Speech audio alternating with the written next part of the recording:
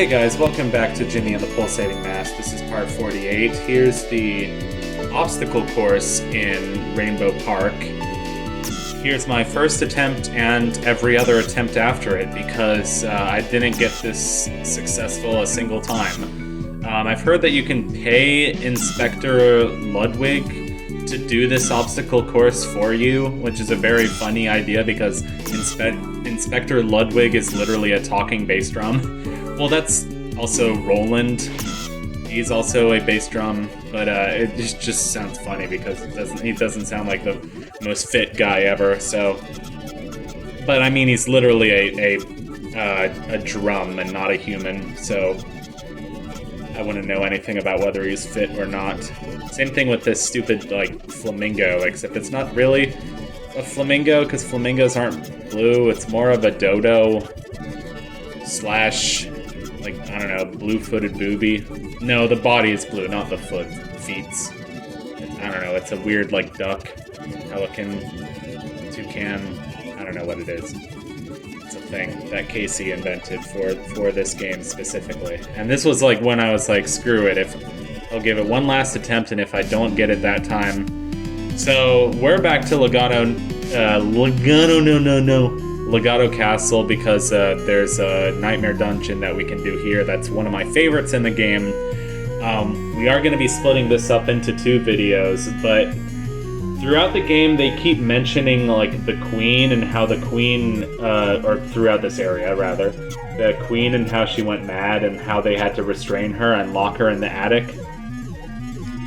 So I don't know if I actually showed the attic when I was at this part of the game, but it's if you go over here and you go to the top of the castle where you fought the Legato Knights before, you go up here, you sort of keep climbing up the stairs into the very top room of the castle or the attic, and you'll find a mirror. And now that we have the vampire ability, we can use the mirror, and somehow they used dark magic to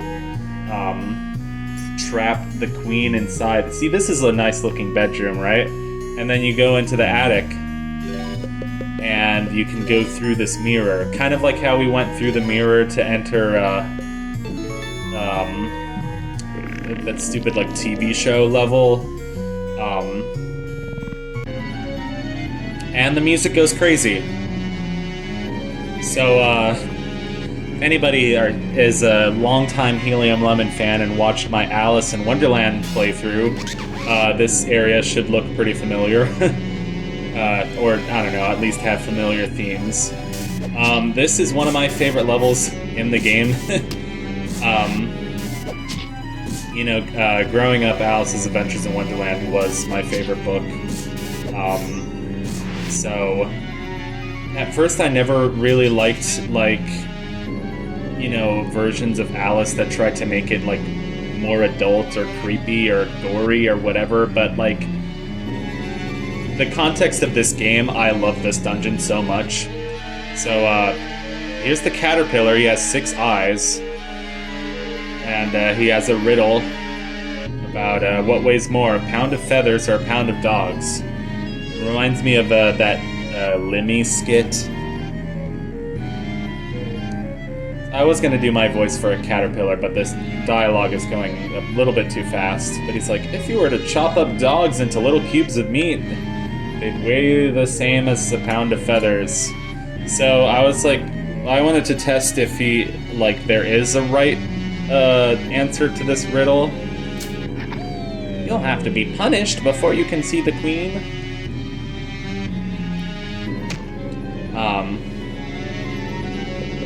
I tried saying they weigh the same, and he was like, oh, talking about pound as in a dog pound.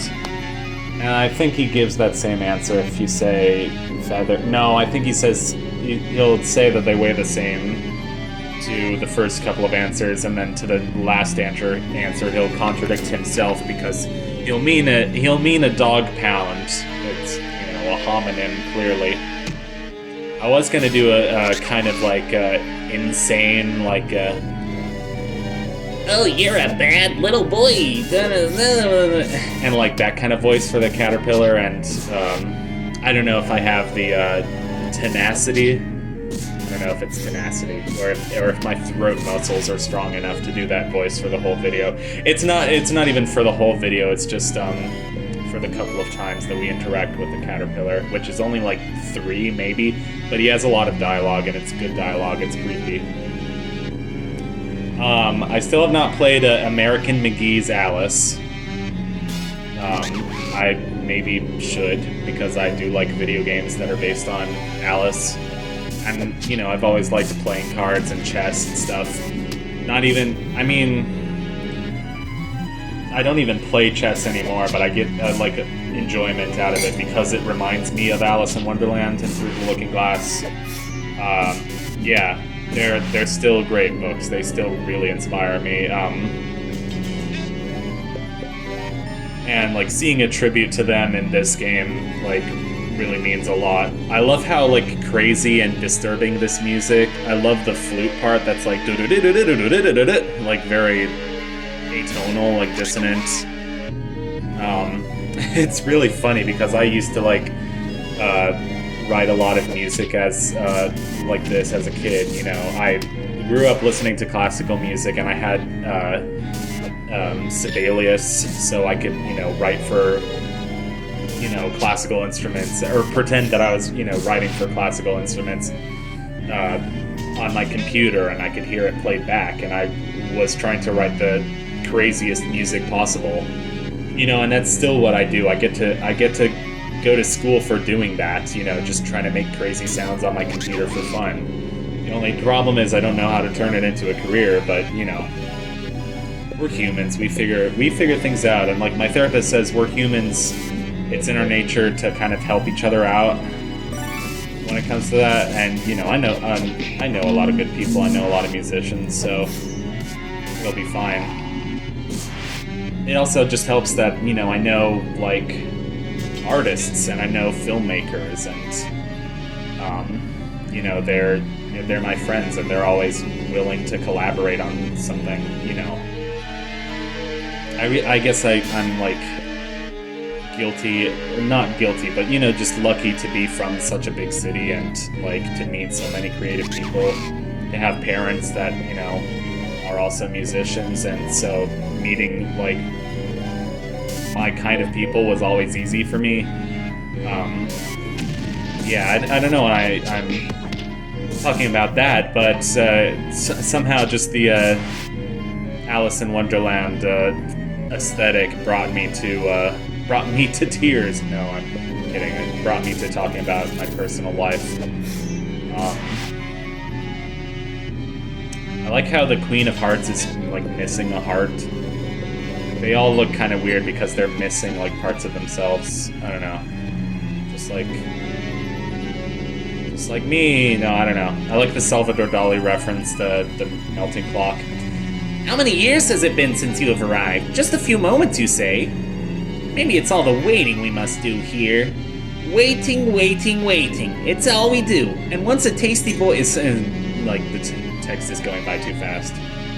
I'm not that good of a voice actor. I like to flatter myself and think that I'm a fantastic voice actor, you know, like Mark Thompson or somebody like that who, you know, I haven't had Mark Thompson on my channel in a while. You know, but oh, look at me, I'm so cool for having had a real actor, you know, collaborate with me on my Endless Ocean playthrough for like 2-3 videos, maybe. Here we go, here's the chessboard. The chessboard's really fun. I enjoy the chessboard and Secret of Evermore for the same reason. I just enjoy things that remind me of Alice in Wonderland. I'm looking forward to watching Alice in Wonderland, or American McGee's Alice, or Alice Madness Returns, rather, which is the sequel to American McGee's Alice, which is like this. It's like a kind of like dark adult interpretation of Alice. Also, the Tim Burton Wii game is pretty fun. There's also a Tim Burton Alice in Wonderland DS game but you know, I never grew up with the DS, so... Oh boy. Did you solve the riddle? I'm afraid I don't have time for your answer. Time. It's all I have, but it's not enough, you see, because the only time that matters is something about punishment. Are we scrumptious and sumptuous? This is starting to sound like Willy Wonka and not Alice in Wonderland. Oh, okay, so the queen is an INFJ, and she likes organization or something. I don't know. Anyway, to be continued.